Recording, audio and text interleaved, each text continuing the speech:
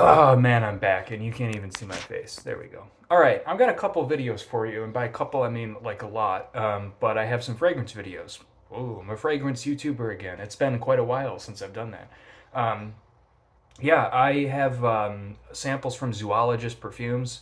I'm sure a lot of you folks have heard of them, but if you haven't, they're I guess a niche artisanal kind of house, but I believe based in Canada. And correct me if I'm wrong. I think the owner's name is Victor Wong. He's not the perfumer, right? He just hires people to make the perfumes for the company.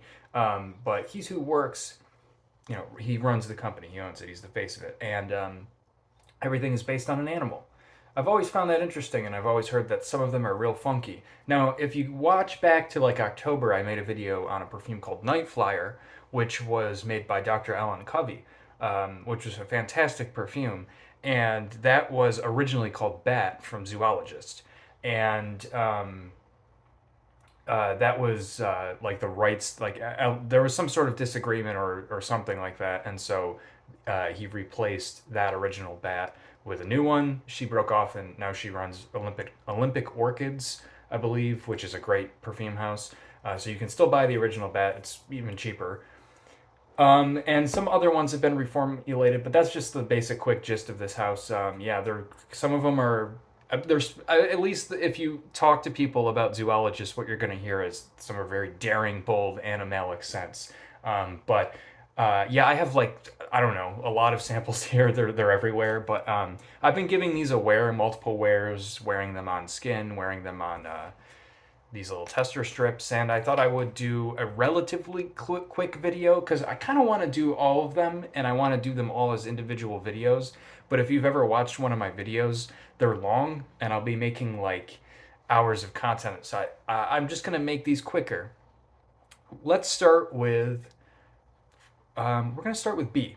We're gonna start with B. So here's the little sample thing for B. Great presentation. Those are what the bottles look like. I don't own one, but very pretty. And it's very nice presentation, and it has a whole, um, thing about it. You can read. It says the perfumer's name is Cristiano Canali, who also did Tiger, maybe? I'm not sure. But yeah, it's basically a honey-esque sort of fragrance. You can look up the notes if you want. I'm done with the note thing. It gets in my. I don't like reading the notes too much anymore. I feel like it kind of messes with my perception of the fragrance, right? So what I think this smells like, I think of like some of the other fragrances I've smelled. This one is more close to like actually trying to give an impression of the animal. Um, like it doesn't smell exactly like a bee. I don't really know what a bee smells like, but it doesn't. It some of the other ones are just kind of like very loosely based kind of interpretations.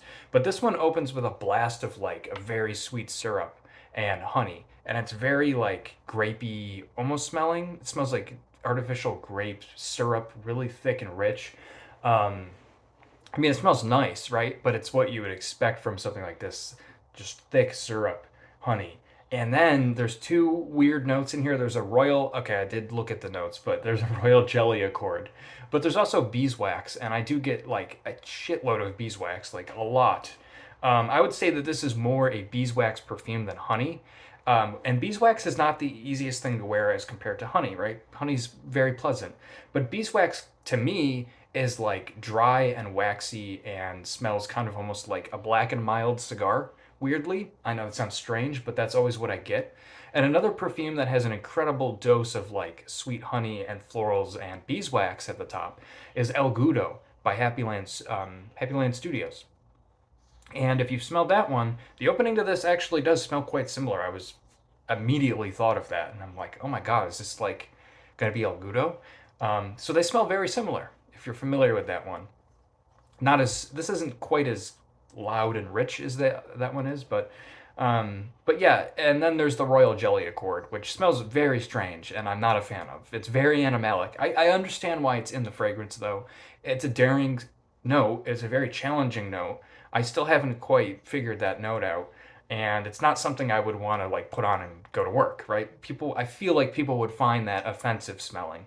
It smells like petroleum jelly, like Vaseline, but like hyper concentrated. It's got this weird, the weird kind of characteristic of like petroleum kind of. It doesn't smell like gasoline, but it's super super odd smelling. And that's probably like the thing that makes it smell kind of like a bee. That is a note that again I like find interesting, but it's just not pleasant smelling. But it does go away. It never fully goes away, but you always get it in the background.